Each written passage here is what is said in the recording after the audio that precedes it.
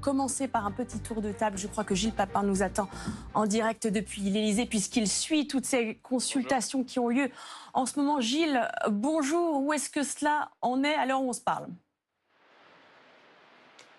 Alors, dernière information, on a appris à la mi-journée que les sénateurs de droite vont se réunir cet après-midi, les sénateurs dirigés par Bruno Retailleau. Ce matin, c'était les députés de la droite républicaine dirigés par Laurent Wauquiez qui se sont réunis en visioconférence pour évoquer donc l'hypothèse de Xavier Bertrand à Matignon. Bruno Retailleau, Laurent Wauquiez et Gérard Larcher, donc les trois ténors de la droite qui ont été contactés ce matin par Emmanuel Macron pour évoquer cette hypothèse donc de Xavier Bertrand à Matignon. Ces trois interlocuteurs lui ont répondu qu'ils ne s'opposaient pas à cette nomination, mais ils veulent deux garanties. Première garantie, que Xavier Bertrand mène bien une politique de droite avec un marqueur, ne pas revenir sur la réforme des retraites. Seconde garantie, que le gouvernement Bertrand ne soit pas renversé immédiatement par une motion de censure dès qu'il arrive dans l'hémicycle. Ça, c'est une garantie que le président de la République aura du mal à leur apporter, puisque l'on sait déjà que le RN et le NFP voteront une motion de censure contre Xavier Bertrand. Donc trouver un Premier ministre qui puisse faire une majorité de coalition à l'Assemblée nationale, ça reste l'équation d'Emmanuel Macron aujourd'hui. Merci beaucoup Gilles Papin en direct de l'Élysée. Donc vous avez suivi toutes ces consultations qui se poursuivent. Dès que vous confirmez ces informations de Gilles, Xavier Bertrand, c'est la piste numéro 1 du président de la République là ? En tout cas, c'est celle de ce matin qu'il est réactif parce qu'il y a à la fois du nouveau et à la fois c'est toujours la même chose. Un peu de nouveau, il y a un léger bouger quand même de la part de Laurent Wauquiez qui, selon les informations du service politique de France Télévisions, accepterait que des Républicains participent au gouvernement. Jusqu'ici, il n'en était pas question. Laurent Wauquiez mettait de côté l'idée de coalition. Alors, laisser des élus LR participer au gouvernement, ça ne veut pas forcément dire qu'il y a une coalition, avec toujours ce même présupposé, rentrer au gouvernement pour mettre en œuvre le pacte législatif proposé par Laurent Wauquiez. Après, l'équation, elle reste la même et identique, parce que Marine Le Pen l'a réaffirmé ce matin, dès qu'elle a su que Xavier Bertrand était à nouveau dans les hypothèses hautes pour Matignon, elle a réaffirmé qu'elle voterait une motion de censure contre Xavier Bertrand. Et donc là, si le NFP également en vote une, là, les mathématiques, ça ne va pas évoluer. Ça fait plus de 330 voix contre Xavier Bertrand. Et dans ce cas-là, celui-ci sera rejeté. Donc Marine Le Pen, elle a un peu tué dans l'œuf l'hypothèse Xavier Bertrand que Laurent Wauquiez avait légèrement réactivée en ouvrant un petit peu la porte. Et justement, il s'est exprimé ce matin. Il était à Châlons-en-Champagne. Je vous propose de l'écouter.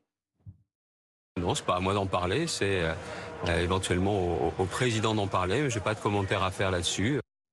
Pas de commentaire, Bruno Millienne, que vous inspire ce nom de Xavier Bertrand ? De toute façon, de plus en plus là. Non, mais Xavier Bertrand s'est couru d'avance qu'il va y avoir une motion de censure et que son gouvernement tombera.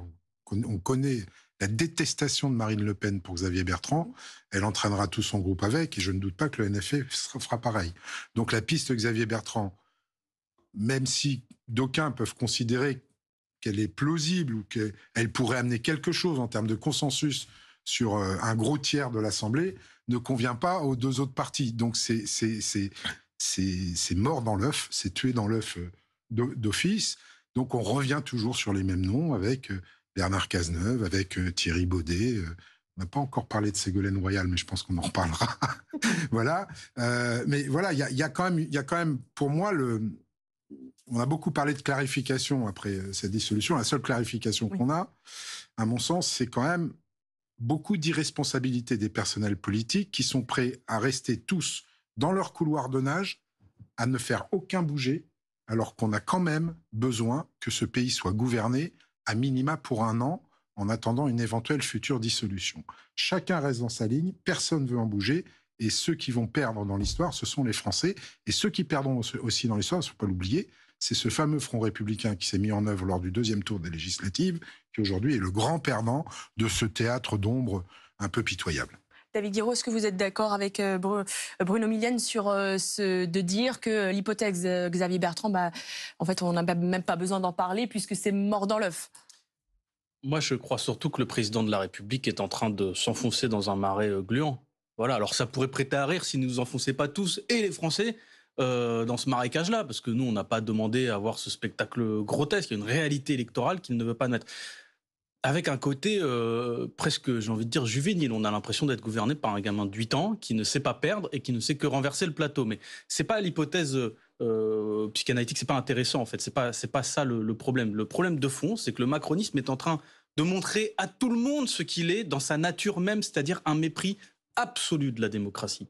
Absolu. Et pourquoi ?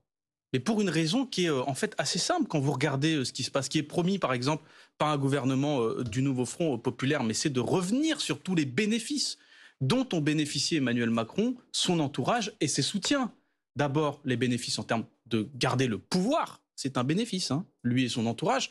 Et puis ensuite, il y a l'argent, il y a les sous.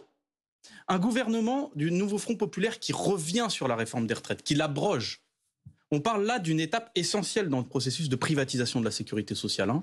C'est ça la réforme des retraites. C'est 600 milliards d'euros qui sont amenés à aller vers le privé. Parce que c'est ça le plan de base, c'est de privatiser tout ce qui est de l'ordre de la sécurité sociale. 600 milliards d'euros. Donc un gouvernement qui met un frein à ça, c'est aussi un frein à ces 600 milliards d'euros captés par les puissances du privé. Aujourd'hui, c'est plus le sujet de Mme Castet, il a été évacué. Le sujet aujourd'hui, c'est... Mais attendez, évacué. Monsieur Guillon, vous êtes des Hauts-de-France. Non, oui. pas par moi, par Emmanuel Macron.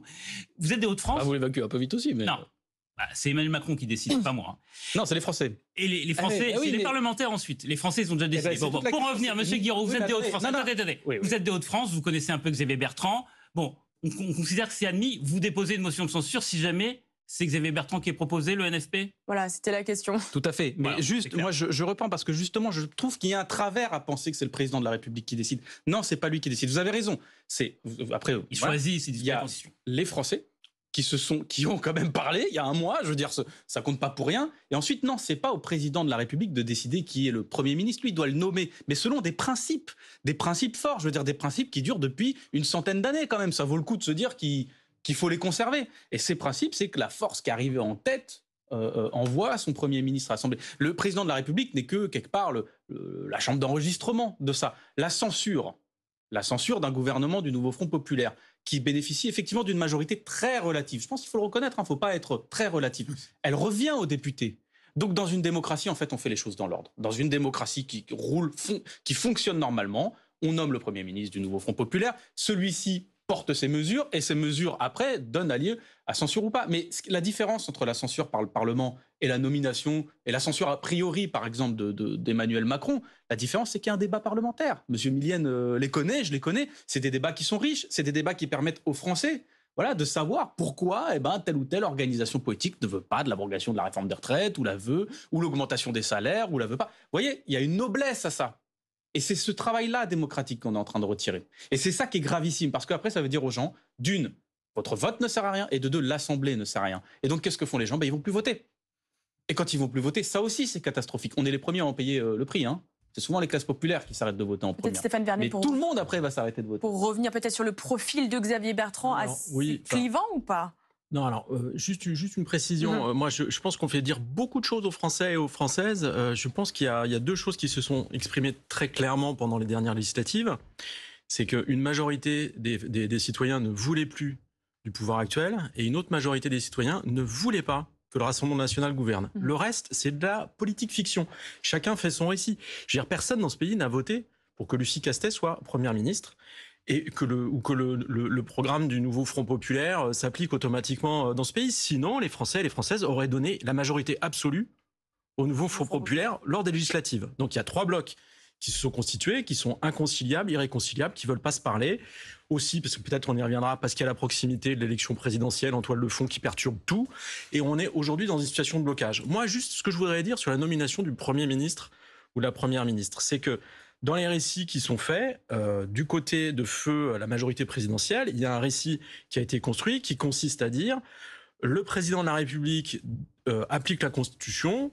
Il y a 2 articles dans la Constitution qui respectent. L'article 5 qui fait qu'il est le garant de la stabilité institutionnelle et qui fait qu'il se réfugie derrière cet article pour dire il n'est pas question que je nomme un Premier ministre ou une Première ministre qui sera débarqué en 48 heures, ça ne sert à rien. Donc il s'appuie sur cet article-là et il a raison. Et l'article 8 qui dit que c'est le président de la République qui nomme le Premier ministre, point. Il n'y a pas de délai, il n'y a pas de conditions, etc.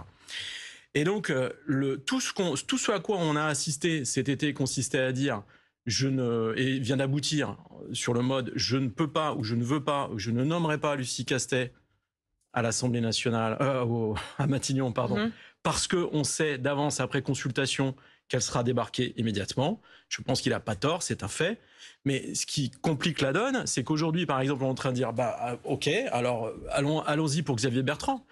Dans la minute, on apprend quoi? On apprend qu'il y aura une motion de censure qui sera déposée contre lui et par le Rassemblement national et par le Nouveau Front populaire. Et ça suffit à avoir l'assurance, comme pour Lucie Castet, que un Xavier Bertrand nommé à Matignon serait débarqué en 48 heures. Donc ça sert à rien. Et à un moment, il faut revenir à autre chose, trouver, si on suit la logique qui a été développée par l'Élysée elle-même, il faudrait trouver quelqu'un qui, la première des choses, c'est de trouver un candidat ou une candidate dont on sait qui sera a priori pas débarqué dans la minute. Et c'est qui? Compliqué, oui. Qui la question moi, juste peut-être pour terminer, si je peux me permettre, je pense que celui qui a le profil qui est le plus susceptible de tenir la route ou de s'en sortir, c'est peut-être encore Bernard Cazeneuve. Mais et je me demande, si vous voulez, si on n'est pas en train d'assister à une espèce de course à l'échalote, de surenchère dans les annonces autour de Thierry Baudet, ce coup-ci autour de Xavier Bertrand. Moi, franchement, je comprends plus et je me pose la question.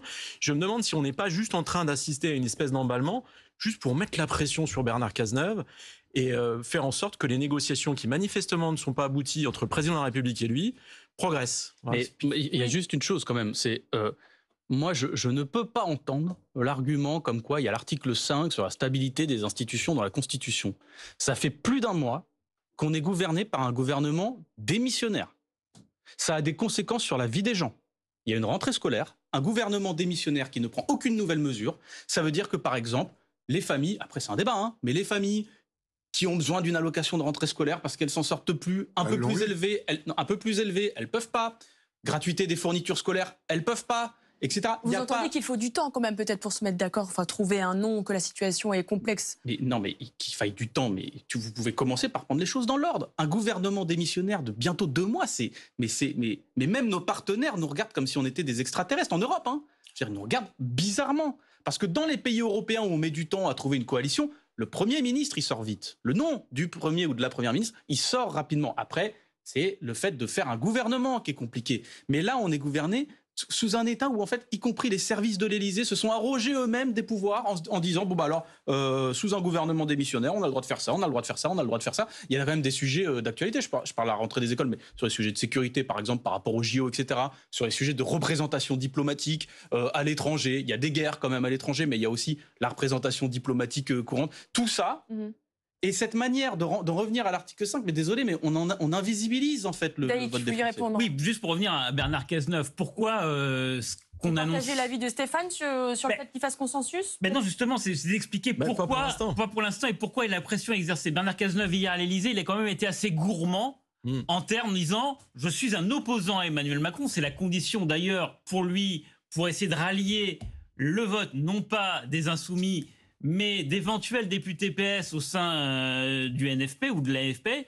Voilà, donc il a dit tout le mal qu'il pensait de la réforme des retraites. Donc Bernard Cazeneuve serait plutôt favorable à abroger cette réforme, ou en tout cas à réunir une nouvelle fois les syndicats pour l'amender de façon assez forte. Et ça, pour la majorité, comme pour Emmanuel Macron, mais surtout pour Emmanuel Macron, c'est une ligne rouge, puisque lui, il ne veut pas nommer d'un Premier ministre qui détricote ce qu'il a fait. Donc c'est pour ça que Bernard Cazeneuve, qui était, on va dire, en numéro 1 dans les pronostics lundi matin. Voilà, et pareil pour Thierry Baudet, qui était plutôt le favori là, donc dans la journée d'hier, mais ça a refroidi dans la soirée, parce que lui aussi a donné des signes plutôt qu'il fallait aller à gauche. Et puis surtout, là, c'est la majorité de M. Miniam qui a dit on ne veut pas d'un profil technique, et notamment François Bayrou, du MoDem, comme vous, qui est monté au créneau en disant on ne veut pas d'un profil technique, on veut d'un profil politique, parce que la situation à l'Assemblée, elle est tellement complexe, fracturée, qu'il faut quelqu'un qui maîtrise le jeu parlementaire. Bruno Millienne, pas de technocrate à Matignon? Non, mais pour une raison simple, ça n'a rien à voir avec la personnalité de Thierry Baudet, vous l'entendez bien à cette table. Simplement, on a besoin d'un profil politique, d'où qu'il vienne d'ailleurs. Pourquoi? Parce qu'effectivement, il va falloir transiger des compromis avec cette assemblée éminemment complexe, comme je l'ai dit tout à l'heure, avec des partis politiques qui restent dans leur couloir de nage et qui ne sont pas prêts au moindre compromis. C'est ce qui complexifie la chose. alors que personnellement, pas que moi, même au MoDem, on est persuadé qu'il y a des voies de passage à la fois sur la réforme des retraites, n'en déplaise au président de la République, à la fois aussi sur l'augmentation du pouvoir d'achat. Il y a des choses à faire. Il y a des choses qui n'ont pas été tentées, il y a des choses qui n'ont pas été faites. Oui, le retour à la négociation avec les syndicats, et je pense, on est ceux qui avons, au moins du quinquennat 2022, enfin du début de quinquennat 2022-2024, regretté amèrement qu'il n'y ait pas plus de conversation, de consultation, de compréhension avec les syndicats sur la réforme des retraites. On a été les premiers à dire, même si on l'a voté, on est les premiers à dire, d'ailleurs on l'a pas voté, c'était un 49-3, moi j'étais furieux parce que je voulais qu'on la vote, quitte à la perdre, parce que là c'était vraiment l'Assemblée qui devait trancher, et il y avait plein d'imperfections dans cette réforme des retraites. Moi j'ai pas digéré qu'on ait abandonné la retraite par points, qui marche par ailleurs très bien dans les retraites complémentaires, que ce soit celle de la fonction publique ou celle du secteur privé. Non seulement ça marche bien, mais ils sont bénéficiaires. Ça avait un avantage énorme, notamment en termes de calcul des pénibilités, c'est qu'on pouvait rajouter des sauts de points assez facilement aux carrières pénibles. Tout ça, on l'a balayé au nom d'un totem qui est l'âge de départ légal à la retraite, qui, entre nous soit dit, ne veut pas dire grand-chose. C'est juste une symbolique. Aujourd'hui, la moyenne de départ à taux plein à la retraite est de 63 ans et 8 mois. 63 ans et 8 mois. On peut revenir à 60 ans d'âge légal, Monsieur Guiraud, ça pose aucun problème. Vous irez expliquer aux gens pourquoi, en partant à 60 ans, ils ne partiront pas à taux plein. Parce qu'il y a une loi qui a été votée avant que Monsieur Macron ne soit président, qui est la loi Touraine, qui amène le taux plein à 43 annuités. 60 et 40 annuités, hein, mais bon. Voilà. Mais attendez. Donc voilà, il y a un moment, ce qui me gêne dans les discours des uns et des autres, c'est qu'il y a toujours des vérités alternatives. C'est-à-dire que vous ne dites pas la vérité jusqu'au bout. Sur la réforme des retraites, vous faites croire aux gens qui vont partir à 60 ans à taux plein. C'est faux. Mais monsieur Millier... Sur l'augmentation, laissez-moi terminer, sur l'augmentation du SMIC à 1 600 €, pourquoi pas? Allons-y. Mais ça ne marchera pas, non pas parce que l'éventuel chômage qui va monter, il y en aura. Moi, je connais des commerçants qui vont fermer. Votre prêt pour les aider, ça, déjà, je ne sais pas comment vous le faites, mais en même temps, vous le fassiez. C'est un prêt à taux zéro que les gens, les TPE, les PME auront à rembourser. Donc ça ne fonctionne pas. Laissez-moi terminer, monsieur. Le fonds de péréquation. C'est un peu long, Bruno. Le fonds de péréquation, vous ne pouvez l'obtenir qu'en passant par la loi à l'Assemblée nationale. Encore faut-il que vous dirigiez le gouvernement. Et quand bien même vous le dirigeriez, vous feriez refuser cette mesure par l'ensemble de l'Assemblée nationale qui n'est pas de votre camp. Alors qu'il y a des solutions. Monsieur Millienne, le débat sur le programme a eu lieu. Non. Si, je sais pas. Non. Si. Il y a un truc qui s'appelle les élections législatives. Non, ça n'a pas eu lieu. Vous n'avez fait que mentir pendant les élections. Mais attendez, donc, je suis désolé, j'essaye de ramener un peu de vérité. Les élections, il n'y a pas de vérité absolue. En plus. Mais non, si, il y a une vérité. En démocratie, il n'y a pas de vérité absolue. Il y a un truc qui s'appelle la démocratie, c'est-à-dire, à un moment, on discute, il y en a qui vous disent vous mentez, moi je vous dis vous mentez aussi, vous dites n'importe quoi sur le système des retraites, vous en général, les députés de la majorité n'y connaissent rien par ailleurs, c'est un peu différent de vous, mais je pense que vous dites beaucoup d'énormités, mais voilà. Alors les gens se disent moment, etc. Un peu mieux traité il n'y a que les autres, mais pas de beaucoup. vérité absolue. Stéphane Bern, on entend bien que... Attendez, il y a un vote. Ce vote moi, je dis qu'il y a des moyens d'y arriver. Là, vous êtes en train de refaire le débat sur le programme, mais c'est pas ce qu'on vous demande. Et mais c'est pour ça que Lucie Castet n'est pas accepté. Un autre de votre collègue, votre avis est important, mais on s'en fout. C'est-à-dire que dans l'immédiat, l'important, c'est de respecter le vote des Français. Et vous n'avez pas la majorité absolue, Monsieur Guiraud, c'est bien le problème. Mais on pourra avoir un débat sur les mesures quand elles seront présentées par la première ministre du nouveau Front populaire. Là, à ce moment-là, il y aura un débat. On nous dira, vous mentez, etc. La retraite à 60 ans, c'est pas possible. Vous ne pouvez pas avoir une honnêteté à géométrie variable pendant 2 ans. Il faut quand même respecter le vote des gens. Chaque prise de parole, nous avons entendu, vous, la minorité présidentielle. Vous êtes plus minoritaire que la minorité présidentielle. Et vous voudriez avoir tous les pouvoirs. Mais il n'y a aucune cohérence dans ce que vous dites. Si vous aviez eu la majorité... Il faut inverser la chose, mais attendez. Du coup, ça marche pas. Oui, mais bien sûr, mais moi... moi, j'accepte la défaite du camp présidentiel, il n'y a aucun problème. Si vous aviez eu la majorité absolue, aucun problème. Lucie Castet, première ministre, le débat à l'Assemblée nationale et on avance. Et vous n'auriez pas une mesure mais de il y a quand même quelque chose d'indécent à avancer dans le débat. C'est la démocratie. Non, attendez, à avancer dans le débat. Messieurs, on va peut-être passer la parole aux autres. Je finis là-dessus. Après, juste 30 secondes. Très rapidement. On envoie dans le débat des noms comme Monsieur Cazeneuve. Monsieur Cazeneuve a un parti politique. Il a un député à l'Assemblée nationale. Et donc, je suis désolé, il n'aura pas de majorité à l'Assemblée nationale. Et ce qui est très grave, c'est que Emmanuel Macron est en train de se placer en opposition frontale avec les députés du nouveau Front populaire. Ça, c'est un acquis. Les députés du Front populaire ont dit, c'est Lucie Castet ou ça sera rien d'autre. Donc, il se met en opposition frontale. Ce qui est très grave là-dedans, c'est que du coup, il espère une chose. C'est la bienveillance du vote du Rassemblement national. C'est-à-dire la bienveillance d'un Rassemblement national qui s'abstiendrait sur un vote de censure du nouveau Front populaire. C'est-à-dire qu'Emmanuel Macron espère la bienveillance d'une organisation politique vous aussi, Monsieur Guiraud, dont les députés LREM ont été élus contre le Rassemblement national. Il y a ce tout ça est une trahison aussi des valeurs de la République en marche. Les 1600 euros, les 1600 euros et l'abrogation des retraites. Vous attendez la bienveillance du Rassemblement national pour voter avec vous. Sinon, vous n'avez pas de majorité. Mais là, donc arrêtez de raconter des sornettes aux gens. Censure du gouvernement. Mais là, ça vous gêne pas. 50 jours où on essaye de... On va y arriver. On voit bien que c'est compliqué, Stéphane Vernet. Ça a toujours été compliqué avec Bruno Miguel. C'est impossible lorsqu'on voit ce qui se passe sur ce plateau. Non, c'est pas compliqué, c'est très simple. On est dans une vraie situation de blocage. Voilà, c'est compliqué. Là où ça coince, c'est parce que en fait, encore une fois, on a trois blocs qui se partagent le pouvoir et qui sont au moment où on se parle inconciliables, irréconciliables, parfaitement opposés. Et c'est ce que je disais tout à l'heure en introduction. Ça va pas s'arranger parce que on a aussi la proximité de l'élection présidentielle. 2027, c'est demain. On sait que le président de la République se représentera pas. Et derrière, vous avez aussi un certain nombre de gens qui se positionnent. Vous fustigiez tout à l'heure l'irresponsabilité de la classe politique, etc. Mais on a plein de gens aujourd'hui, dans tous les camps, qui sont en train de faire leurs calculs et qui se disent il y aura une alternance. Je ne dois surtout pas apparaître comme celui qui aura passé une alliance ou qui aura fait un compromis avec le camp de l'ancienne majorité présidentielle parce que ce camp sera victime d'un dégagisme. Emmanuel Macron a bénéficié du dégagisme en 2017. Tout le monde part du principe qu'il va perdre en 2027. Et donc, chacun veut rester à bonne distance. Donc, est-ce qu'on participe au pouvoir? On n'y participe pas. Mais si on y participe, faut pas qu'on donne l'impression qu'on est dans une alliance, donc on reste dans l'opposition, etc. Et en fait, vous arrivez à un truc qui est, excusez-moi de vous le dire, mais qui est aujourd'hui qui est indémerdable. Et Justement, Daïk, oui peut-être. Est-ce que la solution dans tout ça, ce serait pas justement une personne issue de la société civile? Pourquoi? Rappelez-nous pourquoi. Thierry Baudet, eh bien on en a entendu parler, puis d'un coup plus. Mais justement parce que c'est un inconnu qui donc a une sorte de neutralité, parce que aux yeux de l'opinion publique, il n'est pas connu, donc il n'aurait pas de passé politique. Ah bah, super. Et donc il ne serait pas neutre. Non, c'est pas tout à fait. Non, mais c'est bien pour ça que je dis, il n'est pas tout à fait neutre parce qu'il a un vécu. Mais par rapport à l'opinion publique, c'est le choix d'une personne qui a une certaine virginité politique parce que tous les Français, tous les sondages d'opinion montrent que les Français ont une défiance maximum vis-à-vis des politiques. Mais le choix de M. Baudet, profil technique, mais pas connu des Français, c'est un peu le même que Mme Lucie Castet. C'est quelqu'un aussi qui peut incarner autre chose qu'un personnel politique déjà vu qui apporte une forme de renouvellement. Mais pourquoi M. Baudet ça coince? C'est parce qu'en fait la majorité n'en veut pas.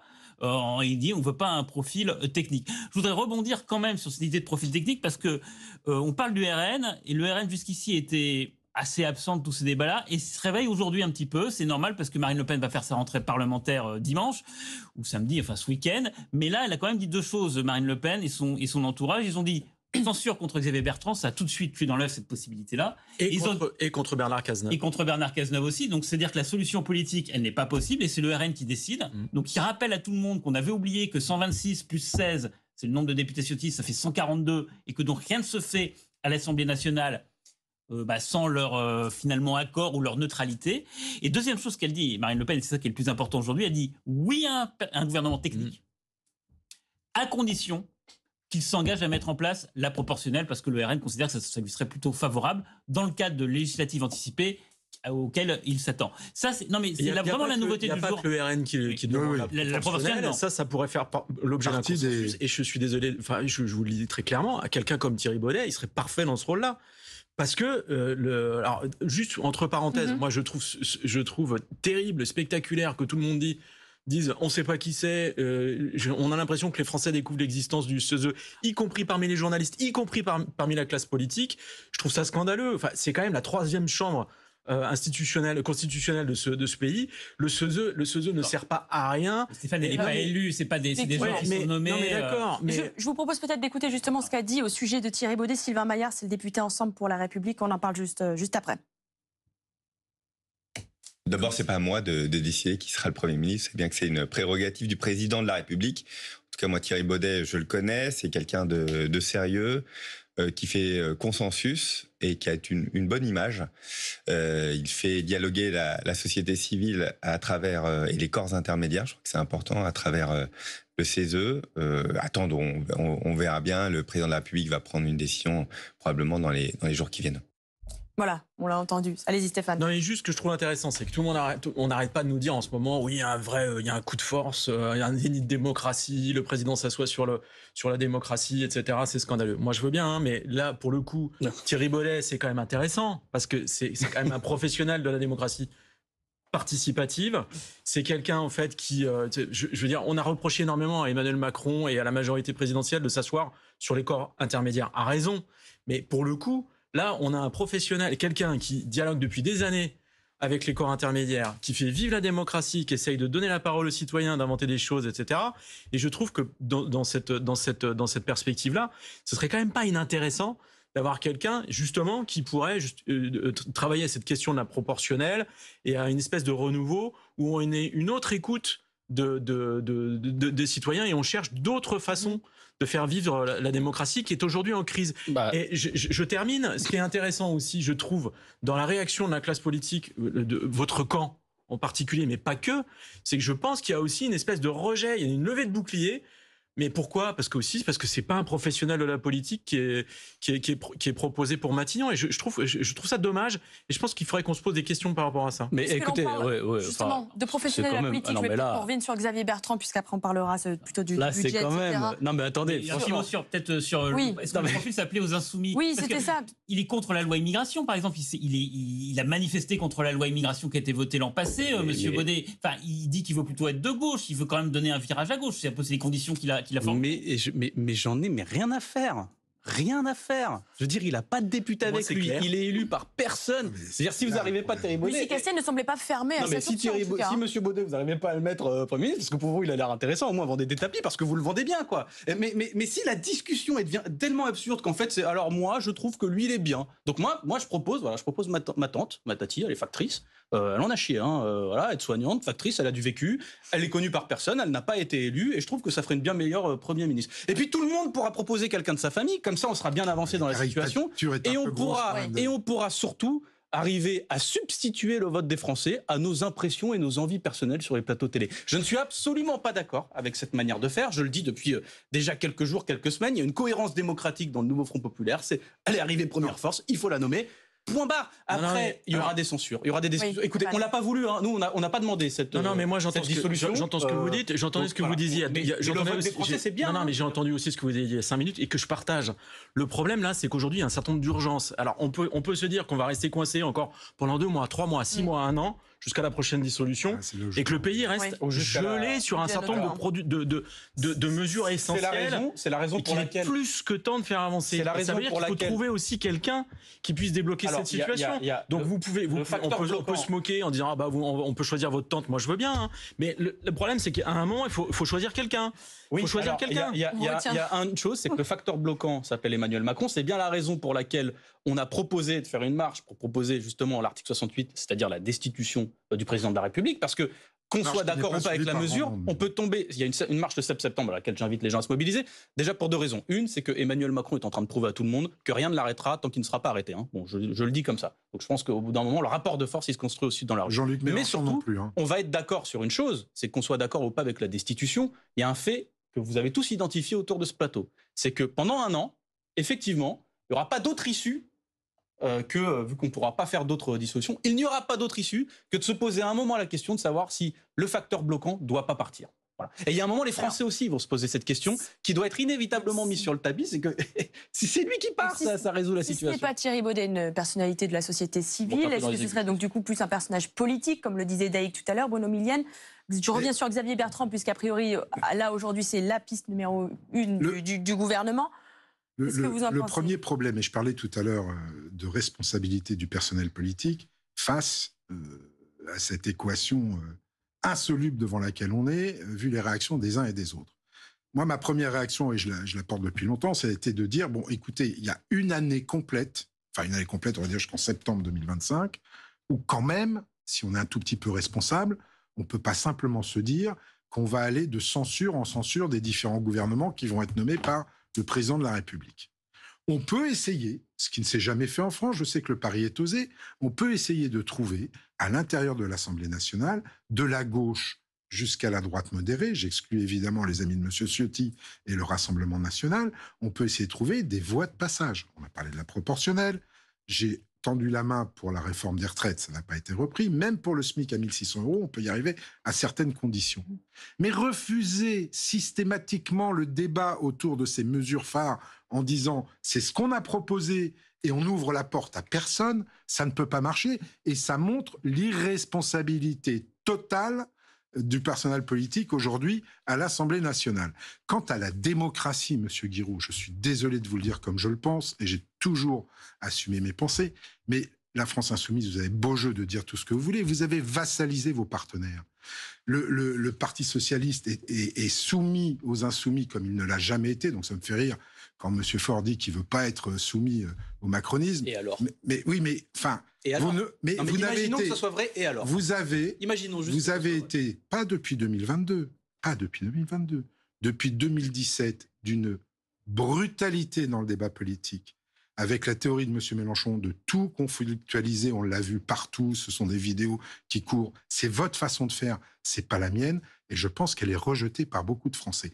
Et n'oubliez pas une chose, vous êtes en perte de vitesse, n'oubliez pas une chose, vous n'avez pas gagné, nous avons perdu, c'est le Front républicain qui a gagné. Qui dit Front républicain dit LR, dit Bloc central, dit gauche. Mais Bruno Millienne, à l'exception donc d'Éric Ciotti et du Rassemblement national, ça vous ne voulez pas en tenir compte. Bruno Millienne, le problème est là aussi. Votre appréciation de ce qui se passe dans les rapports au sein du nouveau Front populaire ne change rien à la situation. Et quand on vient de faire des leçons sur etc., désolé, moi j'ai gagné mes élections, Bruno, vous les avez rien gagné au premier tour. Non, vous n'avez pas gagné. À un moment, c'est vous qui avez été éliminé, pas moi. Donc, il y a un moment. On a perdu, ça c'est vrai, mais vous n'avez pas gagné, vous n'avez pas la majorité. J'ai pas envie d'appuyer là-dessus, parce qu'en plus, on se connaît, on s'apprécie, mais enfin, il y a un moment, en fait, Bruno, t'as perdu, quoi. Donc, il faut avec ça. De cette espèce de morgue de donneur de leçons. Je ne suis pas donneur de leçons parce que moi, j'ai aucun problème à reconnaître notre défaite. J'aimerais que vous reconnaissiez que ce n'est pas vous qui avez gagné, mais c'est le Front républicain qui a gagné. Si je ne m'étais pas désisté, Madame Diop n'aurait pas été élue. Donc ça va dans les deux sens. On va peut-être avancer, messieurs, comme revenir. Dans ce cas-là, on respecte juste la logique des institutions. Le Front populaire, le Front républicain, le Front républicain. Et on va peut-être revenir pour ceux qui viennent de nous rejoindre sur ces consultations qui se poursuivent donc à l'Élysée avec notamment le nom de Xavier Bertrand dont on entend de plus en plus parler. On va peut-être d'ailleurs regarder quelles sont les relations entre Xavier Bertrand et le président de la République. C'est un sujet de Séverine Larouille et on en parle ensemble juste après. Un président de région aux affaires sur le terrain, pressenti pour Matignon. Xavier Bertrand arpente ce matin la foire de Châlons, mine de rien. Je suis ici comme un président de région qui vient chaque année. Vous voyez, il n'y a rien de changé. Reçu hier à l'Élysée par Emmanuel Macron, Xavier Bertrand savoure. Chacun voit bien la situation d'après les élections législatives. Les Français veulent que l'on traite les urgences. Les Français veulent absolument que l'on vive dans un pays qui soit beaucoup moins fracturé, beaucoup plus apaisé, et un pays qui va de l'avant. Et ça, tout le monde le sait, mais depuis bien longtemps. Vous savez, surtout dans cette région où j'ai pu mesurer depuis maintenant 10 ans les fractures et la façon dont je devais résorber les fractures. Ça, j'ai toujours eu ça à l'esprit. On n'en a pas pour notre argent. Ses relations avec Emmanuel Macron ont toujours été compliquées. On connaît Xavier Bertrand, on sait que c'est un opposant à la politique menée par Emmanuel Macron. On a en tête certaines scènes où ils se sont quasiment défiés du regard, en particulier lors de ce qui était l'itinérance mémorielle du président de la République dans la région des Hauts-de-France lors des commémorations du centenaire de la fin de la Grande Guerre. Il n'a jamais fait acte d'allégeance, il n'a jamais été ministre d'Emmanuel Macron. S'il arrive aujourd'hui ou dans les heures qui viennent, il sera un Premier ministre de cohabitation. En tout cas, c'est son intérêt d'apparaître comme étant un Premier ministre de cohabitation. Ce matin, les leaders de la droite, Gérard Larcher, Laurent Wauquiez et Bruno Retailleau, ont accepté de ne pas faire barrage à un gouvernement nommé par Xavier Bertrand. Voilà, Daïk, on vient de le voir, les relations sont compliquées, glaciales même entre les deux hommes. Oui, parce que Au-delà de l'inimitié personnelle, il y avait une rivalité d'ambition. Xavier Bertrand voulait être candidat à l'élection présidentielle de 2022. Il s'est présenté à la primaire des Républicains avec le succès que l'on sait. Il est arrivé en 4e position, derrière Éric Ciotti, Michel Barnier et Valérie Pécresse. Donc il n'a même pas réussi à convaincre son propre camp. Néanmoins, c'est là, c'est le côté, je ne sais pas si c'est psychologique de la politique, mais il espérait toujours avoir un rôle à jouer pour l'élection présidentielle de 2027. Et donc, lui, dans son idée d'aller à Matignon, parce qu'il accepte plutôt cette idée-là, il a fait offre de service de façon un peu indirecte, mais dès le mois de juillet, dès le début, dès qu'il a vu les résultats, parce que c'est l'idée de dire, je peux au moins essayer de remplir une mission, on va dire, sacrificielle. Il sait que c'est évidemment très compliqué d'aller à Matignon dans ces circonstances, mais il dit, je peux y arriver un peu. En tout cas, les Français m'en sont au gré, et peut-être que je peux me remettre dans la situation d'être un candidat crédible pour la présidentielle de 2027. Juste un mot un petit peu sur ce qui se passe avec les Républicains, parce que là, il y a une nouvelle réunion qui va commencer au Sénat, entre les responsables du Sénat. Il y a un bouger quand même des Républicains, c'est Laurent Wauquiez accepterait que des Républicains participent au gouvernement éventuel si jamais Xavier Bertrand est Premier ministre, or qu'avant, c'était non à une coalition. Donc là, il y a un léger bouger, mais ça change. Voilà. Mais encore une fois, ça ne change pas la donne, puisque, on le dit, le RN voterait une motion de censure, qu'elle soit déposée par le RN ou par les Insoumis et le NFP. Donc Xavier Bertrand, il n'a pas la majorité à l'Assemblée, ça ne tient pas. Et pourtant, son profil peut-être pourrait plaire, j'allais dire, Stéphane Vernet, aux Français. On sait que c'est quelqu'un, en tout cas, il se dit, lui, proche de ses administrés, président d'une grosse région. Ça pourrait être quelqu'un. Oui, il y a la dimension, régionale qui est très marquée chez Xavier Bertrand, dans le discours de Xavier Bertrand. Je vous rappelle qu'en 2022, quand il entendait se présenter à la présidence de la République, il avait tout un discours sur la République des territoires, voilà. Et ça fait écho avec une conviction aussi du président ou dans l'entourage du président, qui consiste à dire qu'en fait, on n'a pas la culture, l'habitude dans notre pays des coalitions, des alliances politiques, mais qu'elles se pratiquent au quotidien dans les instances locales, dans certaines en tout cas, quelques régions, des départements, ou plutôt à l'échelle des mairies. C'est aussi pour ça qu'il y a eu toute une phase de la consultation où on voyait défiler les représentants des grandes associations d'élus. Carole Delga, quand elle va à l'Élysée, c'est pas parce qu'elle est pressentie pour le poste, c'est parce qu'elle est présidente de Région de France. Voilà, David Lisnard, c'est pour l'AMF, l'Association des maires de France. Bon, voilà.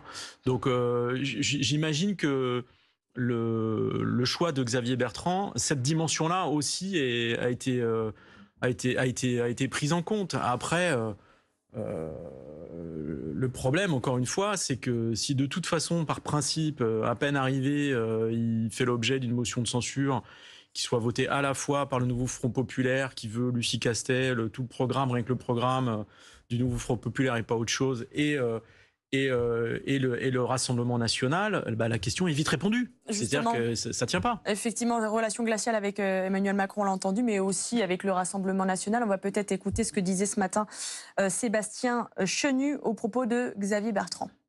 Quand on voit les gens qu'il a reçus hier, c'est le syndicat de ceux qui ont mis le pays en faillite. Donc il a reçu Xavier Bertrand, François Hollande, Nicolas Sarkozy. Enfin, les trois ont contribué à mettre le pays.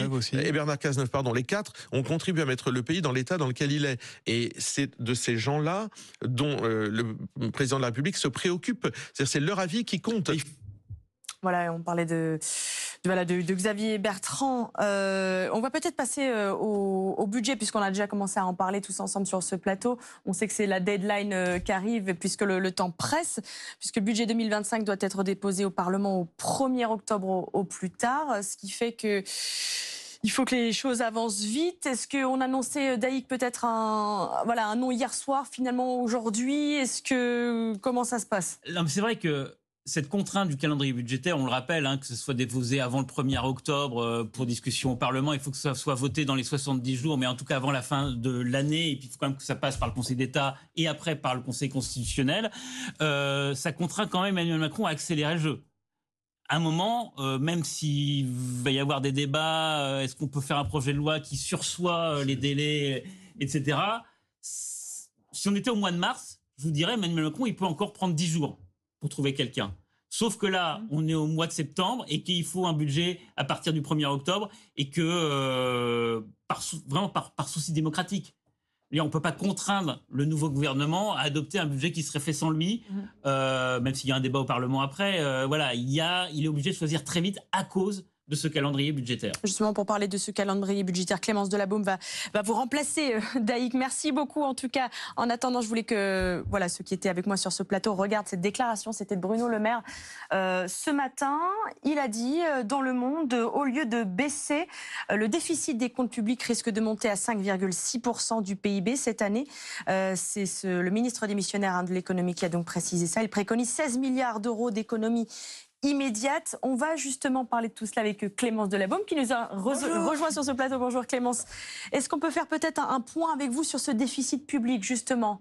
Oui, effectivement. Alors, je viens d'arriver, donc j'ai pas entendu ce que vous avez dit. Oui. Mais effectivement, Bercy a envoyé des documents. Voilà, c'est ce dont on vient de parler exactement. Au Parlement hier soir, et donc on connaît les chiffres du déficit 2024, enfin du déficit probable si rien n'est fait. Je vais vous les donner. 2024, le déficit public de la France atteindrait 5,6% du PIB cette année, au lieu de 5,1% du PIB prévu initialement. C'est 0,5 points d'écart, comme ça paraît rien du tout, mais en fait c'est beaucoup. Ça veut dire qu'il faut trouver 15 milliards d'euros supplémentaires. Donc ça, c'est pour 2024. Pour 2025, maintenant, vous le voyez, 6,2% du PIB au lieu de 4,1% visé initialement par le gouvernement. Donc vous le voyez, on est clairement sur la chute, une pente très glissante pour les finances de la France. Le gouvernement souhaitait atteindre 3% du déficit en 2027. Clairement, on n'y arrivera pas. Tous les économistes s'accordent à dire que ce n'est pas possible d'y arriver. La question, c'est de savoir pourquoi ça dérape. Il y a effectivement des recettes fiscales moindres que prévues, notamment parce que les impôts ont diminué ces dernières années, mais pas que. Il y a aussi des dépenses publiques qui dérapent même beaucoup pour les collectivités locales. Les documents envoyés par Bercy pointent, je cite, une augmentation extrêmement rapide des dépenses des collectivités locales qui pourrait à elle seule dégrader les comptes 2024 de la France de 16 milliards d'euros. Juste la hausse des dépenses des collectivités locales. La réalité, c'est qu'Emmanuel Macron ne s'intéresse pas beaucoup aux comptes publics. Il a toujours misé depuis le début que sur la croissance pour rétablir la situation financière de la France. Bon, vous voyez, visiblement, ça ne marche pas. Ça ne suffit pas, en tout cas. D'ailleurs, il y a Éric Ciotti qui s'est exprimé au sujet du déficit suite à cette déclaration de Bruno Le Maire. Je vous propose de l'écouter. Ce gouvernement nous a menti. Ils se sont vertués, parés des vertus de la rigueur, de la bonne gestion. Rappelez-vous le Mozart de la finance. Et à la fin, au crépuscule du macronisme, on a des déficits qui n'ont jamais été aussi élevés. Une réaction peut-être, Bruno Millième, je vous voyais bouger. Oui, enfin, entendre ça de la part d'Éric Ciotti, quand on a vécu le dernier débat budgétaire à l'Assemblée nationale en 2023, ça me fait rire. Parce que les Républicains ne demandaient pas moins que 22 milliards de crédits supplémentaires, donc de dépenses supplémentaires. Donc ils commencent par balayer devant sa porte. Ça, c'est la première chose. Deuxième chose, je suis assez étonné de voir que les gens s'étonnent de ne pas savoir la situation financière de la France, alors que tous les mois, le ministère, via le site, je ne sais plus lequel, budget info ou je ne sais pas quoi, .gouv.fr. C'est public. C'est public, vous pouvez y aller. Alors, il faut être un petit peu... faut s'y connaître un petit peu, mais vous avez quand même le solde des dépenses, le solde des recettes, et vous pouvez vous apercevoir, mois après mois, s'il y a des dérapages ou pas. Que des députés qui sont à la Commission des finances, ce qui n'était pas mon cas, semblent étonnés de découvrir ce dérapage, moi, me questionne sur leur responsabilité quant à exercer leur mandat. Voilà. Stéphane Vernet, ça veut dire que plus de temps on met à se décider sur un nom pour Matignon, plus la situation s'aggrave concrètement ? Alors, ce qui est sûr, c'est que la situation, elle est pas bonne du tout. Je vous rappelle que la France fait l'objet d'une procédure pour déficit excessif. Que la théorie, c'est qu'on devrait être à moins de, on devrait retourner sur des trajectoires avec des dépenses publiques inférieures à 3% du produit intérieur brut, et que tout ce qui a été construit ne tient pas. Parce qu'effectivement, alors moi je suis pas sûr qu'on puisse dire que le président de la République s'en tamponnent du déficit public. Je crois pas. Ce qui est sûr, c'est qu'il y a eu une espèce de pari sur la croissance. Il a tout misé sur la croissance. Et voilà, et c'était l'ancienne de Bruno Le Maire. Toute l'idée, c'était que la croissance, la création d'emplois, l'activité, le retour de la souveraineté, que tout permettrait d'avoir à la fois moins de chômage, donc plus de cotisations, plus de recettes, plus voilà. La vérité, c'est que ça n'a. Ouais, non, d'accord. Je sais qu'il y a eu le Covid, il y a eu les gilets jaunes, le Covid, la guerre en Ukraine. Il n'empêche que même malgré tout ça, si vous voulez, il y a un moment, il faut se dire les choses telles qu'elles sont. C'est un échec, il est total. Une inflexion, ça c'est sûr. Ça fonctionne pas. Et je crois qu'à un moment, il faut prendre la mesure de la gravité de la situation. Et effectivement, la montre, elle joue. Et c'est pour ça aussi qu'il y a une urgence à nommer quelqu'un à Matignon. Alors, l'attente de David Guiraud ou quelqu'un d'autre, mais quelqu'un qui reste et qui puisse fabriquer quelque chose. Qui puisse construire un budget qui tient. Parce que sinon, il va se passer quoi? Je veux dire, si au cours des débats, etc. Alors, excusez-moi de revenir là-dessus aussi, mais on a beaucoup dit c'est scandaleux, la majorité présidentielle relative à l'époque passe par le 49-3, c'est totalement antidémocratique pour passer le budget, etc. Mais je me marre parce que qui que ce soit aujourd'hui qui va vouloir construire un budget sera obligé de le passer entièrement par 49-3. Ouais. Parce qu'il n'y aura aucun consensus sur le budget, aucun. Donc que ce soit le nouveau Front Populaire ou la droite, Xavier Bertrand, Bernard Cazeneuve, Lucie Castet, c'est pareil. Tout le monde sera obligé de le passer par 49.3 ce budget parce qu'il fera pas consensus. C'est juste techniquement c'est pas possible. Et à un moment, le risque c'est que un de ces 49.3 soit suivi d'une motion de censure qui aboutisse et qui provoque la chute du gouvernement. Oui. Et là, il y a plus de budget. Il y a plus de budget pour la France. Ça veut dire quoi? Ça veut dire qu'il faut reconduire le budget à l'euro près, celui de 2024. Le vrai problème, il est tout simple. C'est que comme vous avez un budget de l'État, de toute façon, vous avez des dépenses qui augmentent automatiquement.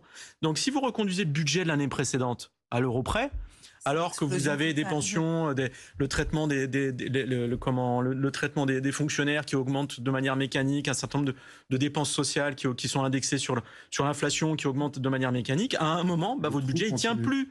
Et vous ne pouvez plus payer les dépenses de l'État. Et là, dans le contexte qui est le nôtre, si on va vers ce type de sortie de route, et je suis désolé de le dire clairement, mais c'est ce qui se dessine, faut avoir ça en tête. Qu'est-ce qui se passe? À un moment, vous avez un certain nombre de gens qui disent ça suffit, et qui reprennent les choses en main, entre guillemets, et qui vous obligent à une cure d'austérité, à des coupes budgétaires, etc., dont personne ne veut dans ce pays. À commencer par le nouveau Front Populaire, justement. Qui ne veut surtout pas de ce type de situation. Donc, à un moment, il faut aussi revenir à la réalité des prix. Il faut peut-être commencer par un constat simple. Moi, je regarde les documents budgétaires, je suis en commission des finances. Premier impôt du pays, la TVA. C'est bien ça, premier impôt du pays. On n'en a jamais récolté autant. Alors après, peut-être que depuis 2022, là, il y a une petite baisse. Jamais autant. L'État n'a jamais récolté autant d'argent des impôts quasiment de son histoire. Par la TVA. Par la TVA, mais il y a d'autres impôts. Comment ça se fait qu'on nous dise qu'on est en déficit? Comment ça se fait? Personne ne se pose la question. Comment ça se fait qu'en 2022, par exemple, l'État, en gros, on récolte 200 milliards d'euros de TVA, mais on ne retrouve dans le budget de l'État plus que 100 milliards d'euros. Où sont passés 100 milliards d'euros d'argent de la TVA? J'ai regardé. C'est bizarre quand même. Parce que 100 milliards d'euros, en fait, on n'est pas en déficit. Où est passé cet argent? Eh bien, c'est ça. L'État a fait des politiques d'exonération de cotisations. Voilà. Des pro-business, comme on dit. C'est pas la croissance. C'est pas sur la croissance qu'il a parié. L'État a parié sur pro-business. Je vais y revenir sur les... Mais vous allez voir. Donc, des missions comme ça. Sauf qu'en fait, pour faire ça, qu'est-ce qu'il fait? Par exemple, il supprime des impôts locaux. Pour les collectivités locales, vous en avez entendu parler, des impôts de production, etc. Politique pro-business. Et vu que les collectivités locales, par exemple, mais ça marche aussi pour la Sécu, ça a été fait pareil au niveau de la Sécu, n'ont plus l'argent pour rouler de manière automatique, qu'est-ce qu'on fait? On transfère de l'argent de la TVA. Je vous donne les chiffres. 2022, on a transféré 57 milliards d'euros de la TVA des gens vers la Sécu et 40 milliards d'euros des gens issus de la TVA vers les collectivités locales pour compenser les cadeaux qui sont faits au patronat. Et après, on nous explique qu'il n'y a plus d'argent. Il y en a plein de l'argent. De la même manière que quand vous regardez bien les coupes budgétaires qui sont faites, moi ça m'a étonné. on regarde tout, alors mission par mission. Vous savez, on est à l'euro près, c'est ce qu'on nous dit, hein, Bruno Le Maire, etc. On est à l'euro près, messieurs, dames. Donc, alors on va faire des petites coupes dans l'éducation, des petites coupes dans l'hôpital, comme si ces services publics n'étaient déjà pas en grande souffrance.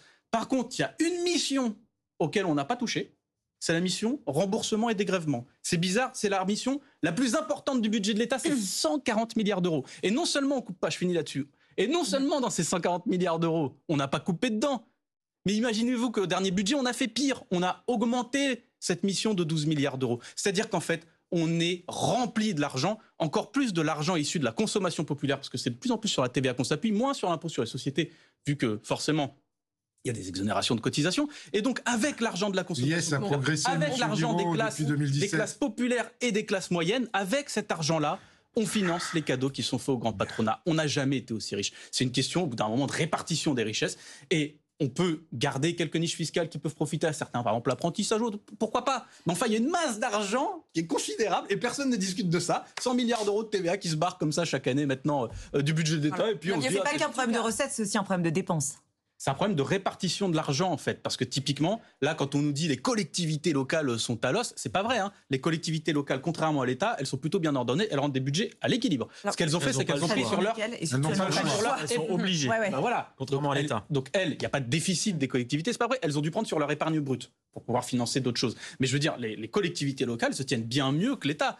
La sécu sociale se tient bien mieux que l'État. En tout cas, on comprend bien que la situation économique du pays est compliquée. Non, simple. Bien sûr, elle est simple. On est en train de se faire voler de l'argent pour le donner dans les bras du grand patronat. Peut-être pour se projeter sur ce budget 2025, est-ce qu'on a déjà des informations sur ce budget 2025, sur ce qu'il contient. Voilà, sur ce qu'il contient et peut-être sur le calendrier qui a l'air aussi d'être compliqué à tenir. Alors oui, alors c'est deux choses différentes. Effectivement, sur le calendrier, la théorie, c'est que on doit présenter, le projet de loi de finances, le PLF, au Parlement le 1er octobre au plus tard. Ensuite, il doit être voté par le Parlement, puis publié avant le 1er janvier. Donc ça, c'est pour la théorie. Sauf qu'il semblerait qu'on puisse repousser cette présentation